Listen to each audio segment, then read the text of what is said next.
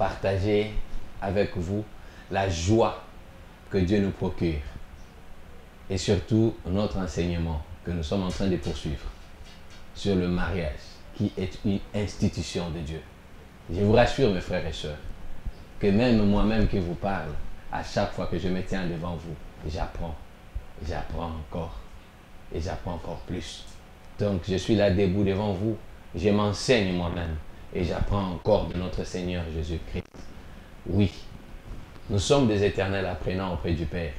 Quand nous nous donnons les luxes de croire que nous savons tout, c'est alors que nous chutons. Alors pas de n'importe quelle manière, mais trop bas. C'est comme ça que nous devons chercher toujours à rester. Comme dans une émission, je suis à tes pieds. Restez toujours tout près de Dieu pour aller encore loin avec lui. De nous-mêmes, nous ne pouvons rien. Chers fidèles téléspectateurs, nous sommes toujours dans notre émission.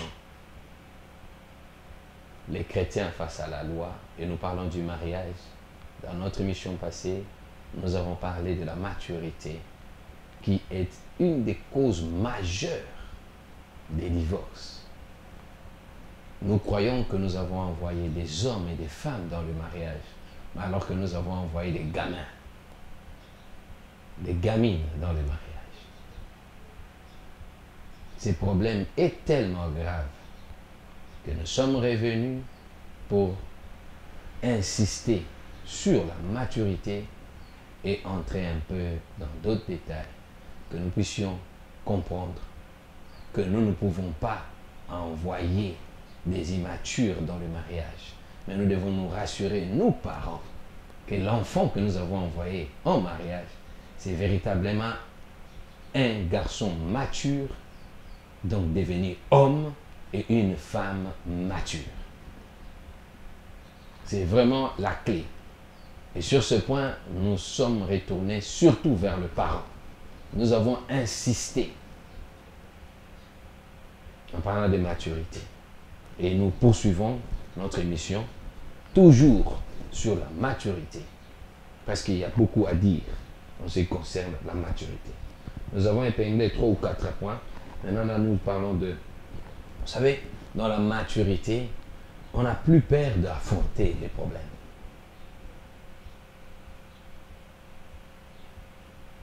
Dans notre mariage, dans le mariage chrétien, dans le vrai mariage, nous avons notre véritable sponsor, c'est Dieu. Nous avons insisté. Oui, Dieu est là. C'est Dieu qui a créé les coutumes. C'est Dieu qui a tout créé. L'homme ne vient seulement que... Satan, il ne vient seulement que pour nous dévier. Nous ne disons pas que toutes nos coutumes sont bonnes. Il y a certaines pratiques qui ne sont pas conformes alors à la parole de notre Seigneur et nous devons l'examiner soigneusement. Et là, nous n'avons plus peur pour prendre des décisions en tant qu'enfant de Dieu. Je prends des décisions, je dis non, non, non, non, dans mon foyer, dans ma famille, cette pratique ne peut pas exister parce que ça n'honore pas Dieu. La pratique, par exemple, qui consiste à dire à la personne, tu dois d'abord coucher avec d'autres personnes ou un membre de famille. Et puis tu vas partir dans ton mariage. Ça, ce n'est pas une pratique qui honore Dieu. Mais bannir tout ce qui est de nos coutumes, au nom de Dieu, nous trompons alors devant lui. Là, nous nous éloignons. On ne bannit pas tout. Nous avons insisté dans notre mission parce que nous avons dit, est-ce que c'était mauvais quand nos parents disaient à l'homme que non, va nous prouver que tu travailles, que tu vas nourrir ta famille. Et pour le faire, dans l'ancien temps, et dans nos villages jusqu'à aujourd'hui, l'homme doit aller. S'il est cultivateur, amener les histoires à manger, des légumes et autres. S'il est chasseur, il amène les gibiers, chacun dans son domaine. Et pêcheur, il amène le poisson. On dit voilà, c'est un homme qui va prendre notre fille en charge. Et qu'il va les soigner. Il va les... Et pour la femme, ils entrent dans la brousse. On leur prépare à être de vraies femmes, pas des filles. Il y a une période de préparation. Et dans certaines coutumes, parce que la femme, on l'a dit, mais pour venir, elle commence d'abord par passer au niveau de la belle famille, où elle va passer un certain temps avant de rejoindre son mari. C'était des pratiques ancestrales, mais qui ne salit pas la parole de Dieu, parce qu'après tout, cette femme devient l'enfant. Elle est considérée comme enfant. Et d'ailleurs, dans les cérémonies, on dit quoi? C'est devenu maintenant votre fille. Et en tant que notre fille, nous devons aussi la préparer. Donc, il y a certaines pratiques ancestrales qu'on ne devait pas effacer des revers de main. Là où certains prédicateurs de la parole de Dieu, ils disent non, non, tout ça c'est ancestral, jetez-le. Mais jetez maintenant les enfants que nous avons, les enfants Android. Mariés en couple, ils vont se filmer en vidéo, en train de faire, dans leur propre chambre, eh bien ils se filment, maintenant nous sommes en couple, et puis ils publient dans les réseaux sociaux. Aujourd'hui, nous n'avons plus des enfants selon la coutume, parce que nous voulons bannir la coutume. Au nom de Dieu, alors ce que Dieu n'a pas dit. Mais on a remplacé à d'autres choses. Nous achetons à nos enfants les iPhones, les iPads, pour les rendre encore plus matures. Plus, je voulais dire, plus immatures. Ils terminent toute la journée, tout en étant dans la parcelle, mais n'est utile à personne, si ce n'est à lui-même. On doit préparer les enfants à ce stade-là, à être déjà un homme. Quand vous vous réveillez, vous devez être utile à quelque chose pour la maison, pour la famille.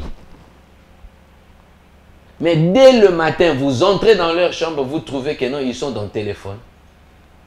Soit il a dormi à 4 heures ou à 3 heures parce qu'il était en conversation, il suivait les vidéos au téléphone. Non, nous sommes là une famille chrétienne, nos enfants grandissent et d'ailleurs ils ne sortent pas dehors. Ah ah, ils ne sortent pas dehors. Ah oui. Mais combien sont nos enfants, ces enfants-là, qui ont développé des trucs obscènes tout en restant dans leur chambre, où on voit maintenant les garçons et les filles tomber dans des pratiques que Dieu ne permet pas.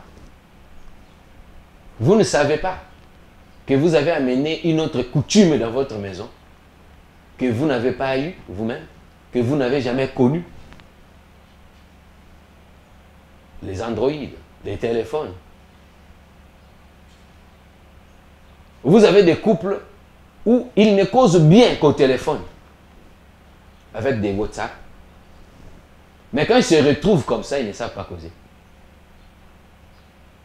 Nous sommes retrouvés avec mon épouse, un ami, un grand ami, qui était en déplacement à l'étranger.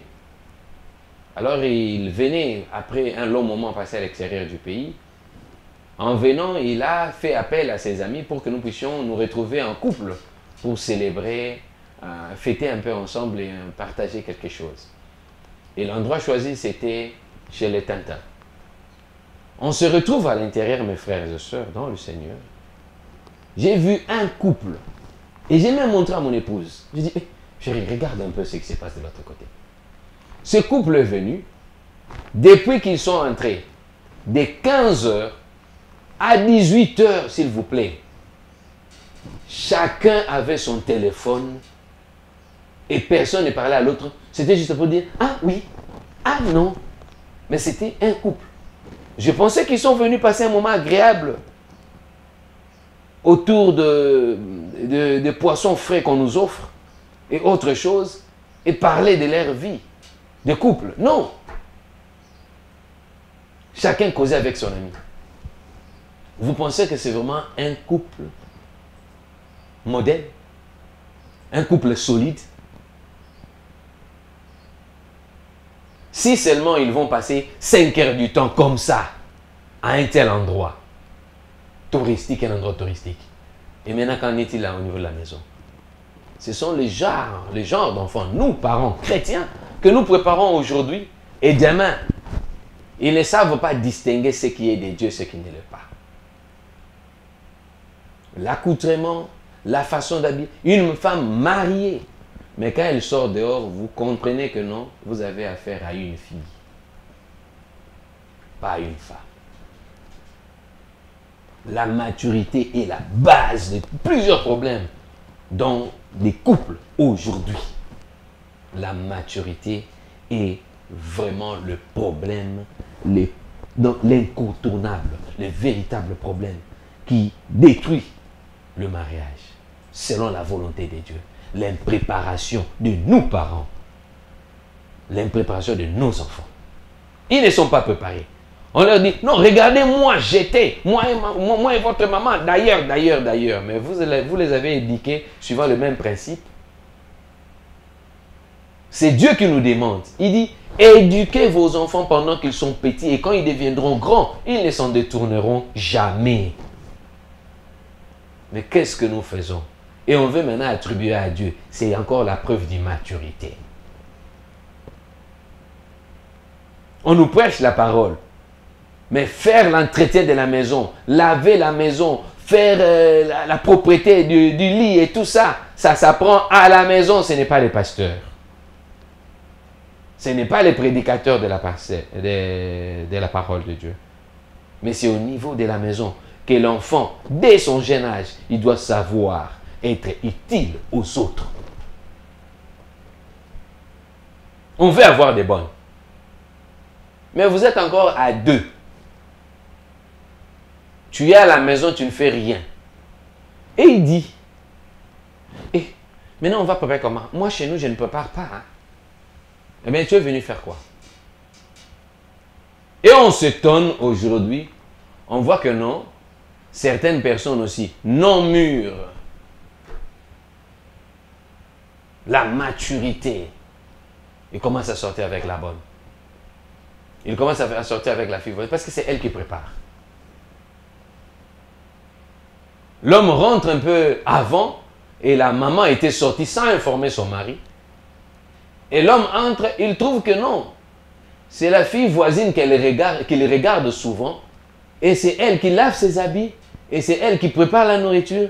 Et c'est elle encore qui fait les lits. Et comme le mari revient souvent à 20 h, et il pense que c'est la femme qui fait. Alors que c'est la voisine. Ou alors la bonne. Qui fait les lits et qui fait même ses sous-vêtements. Et on s'étonne. Nous parents, aujourd'hui, franchement, quelque part, nous sommes en train de récolter ce que nous avons sémé et nous voulons l'attribuer à d'autres personnes en toute irresponsabilité.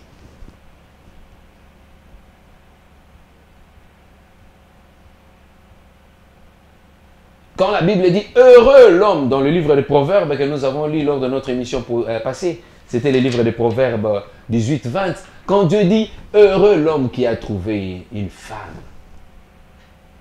Et on décrit cette femme dans le livre des Proverbes. On en parlera. Ça peut prendre... On parle de cette femme exceptionnelle qui veille sur sa maison. Mais il faut encore ajouter, heureux la femme qui a trouvé un homme. Heureuse la femme qui a trouvé un homme. L'homme selon Dieu. L'homme selon Dieu. Je peux être une femme, mais malheureusement, je me retrouve en mariage, comme un téléspectateur m'avait posé la question. Il se retrouve en mariage avec un gamin. Vous voyez, une femme respectée, tout. Mais le mari, c'est un gamin. Ou vice-versa. Vous voyez l'homme mature, mais avec une fillette. Elle n'a pas de secret. Elle pense qu'elle peut tout dire aux voisins. Elle pense qu'elle peut aller tout raconter. Elle ne sait pas qu'il y a des problèmes qu'il faut confier au Père et dans la prière. Cette impréparation où nous allons seulement à l'église, nous rentrons et nous ne partageons pas avec les enfants. Nous n'avons pas le temps de rester en intimité, en famille. Non, il n'y a pas de ces temps-là. Il y a les temps des réseaux sociaux, il y a les temps de la télé. Et seulement le dimanche, on se lève, on part à l'église et on veut attribuer la responsabilité au pasteur. On dit, église, cette église-là. Qu'est-ce que l'église a à voir? Même dans nos églises, nous avons seulement le fruit de ce que nous avons préparé dans nos familles. L'enfant de pasteur qui s'est méconduit terriblement, il est connu. Mais l'église devient l'héritage familial. Peu importe son comportement, eh bien c'est lui qui continue. Et quand il entre, il pose des actes déplorables. Et au lieu de critiquer, nous ne savons plus critiquer. Nous soutenons. On commence à confondre les choses. Ce qui est de Dieu, en fait, comme un musicien chrétien a chanté, je cite le pasteur Patrice, il a dit, j'ai cherché le monde, je l'ai trouvé dans l'église. J'ai cherché le monde, je trouve dans l'église, je trouve... Donc, il y a eu confusion. Et il ajoute, tout ce qui est modèle, donc c'est pour toi. Donc, aujourd'hui même, comme le monde d'Occident, l'Occident parle de mariage entre frères et sœurs. Donc, pour nous aussi, nous allons copier. Où est la Bible? Où est la parole? Où est la parole de Dieu? Je ne cesserai de le répéter, mes frères et sœurs. Dieu dit, dans sa parole, il dit, ne vous conformez pas au siècle présent. Regardons-nous, chrétiens. Nous conformons à qui? Nous regardons vers qui? Notre modèle, c'est qui? Nous n'avons plus de repères. À force de regarder l'immaturité. Et l'immaturité nous pousse à courir vers le bonheur. Je dois partir en Europe. On veut courir vers le bonheur. On ne veut pas créer le bonheur. Le vrai bonheur ne se retrouve pas en Europe. Le vrai bonheur ne se retrouve pas à l'Orient, à l'Est, à l'Ouest. Non, du tout. Le vrai bonheur, alléluia, ne se retrouve qu'en Jésus-Christ. Et Jésus seul. Il nous procure une joie immense. Il nous procure ce que vous allez vous retrouver dans une famille que vous qualifiez, que vous appelez pauvre, mais ils sont riches parce qu'il y a l'amour, il y a la paix, il y a la joie, il y a l'harmonie. Certaines personnes cherchent à définir le vrai amour par l'abondance des matériels. Le vrai amour ne se retrouve pas dans le matériel. Le vrai amour se trouve dans l'immatériel, dans ce que l'homme ne peut jamais détruire, là, à l'intérieur. Et on offre cet amour. C'est cet amour que Dieu nous a donné en sacrifiant sa vie pour nous. Et même si tu veux mal te conduire, mais pense quand même à ça. Non seulement il a institué le mariage, mais il a encore donné sa vie pour que toi tu puisses vivre. Et il t'a établi comme papa. Il t'a établi comme enfant. Futur papa. Il dit, voilà comment tu dois te conduire. Voilà comment tu dois te comporter. Pour encore derrière toi, que je puisse avoir des générations, des enfants qui connaissent Dieu. Nous, parents, donc, notre manière de préparer nos enfants, ce n'est pas seulement de leur lire la Bible, mais c'est de vivre la pratique de la parole. J'ai dit bien. Ils sont enseignés par la pratique. Les enfants apprennent par la pratique. Je me réjouis quand parfois, dans certains foyers, et même dans mon foyer, je partage moi des dialogues avec mes enfants, où on se retrouve, je leur dis, faites-moi des reproches, parlez-moi. Faisons-le dans nos foyers. Apprenons-leur à parler. À ne pas garder les problèmes à l'intérieur. Mais à parler, à dialoguer. Les dialogues, ça s'apprend à la famille. Il y a d'autres personnes, oui monsieur, oui madame, vous pouvez être né dans une famille là où il y avait les dialogues, mais peut-être ton mari ou ton épouse n'a pas connu ça. Et il va présenter des difficultés, elle va présenter des difficultés. vous êtes appelé à l'aider. De faire comprendre que c'est important. Et nous avons, au travers des moments exceptionnels pareils, et vous allez entendre ce que vos enfants vont vous dire. Peut-être la femme n'arrive pas à te dire, mais les enfants vont te dire. Vos enfants vous diront, papa, parfois nous sommes choqués quand tu cries à maman. Papa, nous regrettons souvent, on a besoin de toi, mais tu rentres en retard. Tu rentres quand nous sommes au lit et quand tu sors, on ne sait même pas. Nous partons à l'école, parfois tu es encore au lit, alors que d'autres enfants sont accompagnés par leur papa. Leurs parents, ils viennent avec eux à l'école. Mais nous, c'est seulement la bonne qui nous accompagne. Ils vont te dire des choses qui vont t'aller droit au cœur. Mais non, il n'y a pas ce moment-là. Il n'y a même pas le moment d'aller voir tes propres frères. Les moments d'aller voir tes propres sœurs, non. Mais il y a le temps d'aller voir les amis. Les enfants te disent, non, non, nous voulons partir chez tel membre de ta famille. Non, sorcier. Mais vous n'allez pas voir qui. Mais toi, tu es en Christ, non? Tu ne peux pas mener la parole là-bas. Voilà comment nous utilisons parfois mal la parole de Dieu et nous divisons. Nous cherchons le problème. Ma femme ne me comprend pas. Mais quand on s'approche en tant que conseiller pour commencer à écouter, et on comprend rapidement, la maturité n'était pas là. Alors il faut commencer maintenant l'exercice. Apprendre la personne. Il faudra encore que cette personne soit disposée pour recevoir. Parce que pour apprendre, il faut avoir encore un cœur disposé. Et c'est comme ça que quand nous venons à Jésus-Christ, le vrai chrétien, ils ont quelque chose de particulier. Ah oui, c'est la meilleure des choses qui dispose, l'humilité. L'humilité qui nous dispose à recevoir. L'humilité qui nous dispose à écouter l'autre. L'humilité, ça fait partie de ces attributs-là des vrais matures. Parce que dans la maturité, mes frères et sœurs, on ne parle plus, on ne s'agite plus. On reçoit calmement le problème. Et on trouve des solutions ensemble. On cherche à écouter l'autre. Imaginez que vous vous retrouvez dans un couple de matures. Là où l'autre s'occupe de l'autre. C'est l'inverse, le chiasme. Mes problèmes, c'est déjà résolu anticipativement par mon mari. Nous faisons tout ensemble. Et nous allons de l'avant. Je voudrais ici insister sur certains plans machiavéliques de l'ennemi Satan. Oui.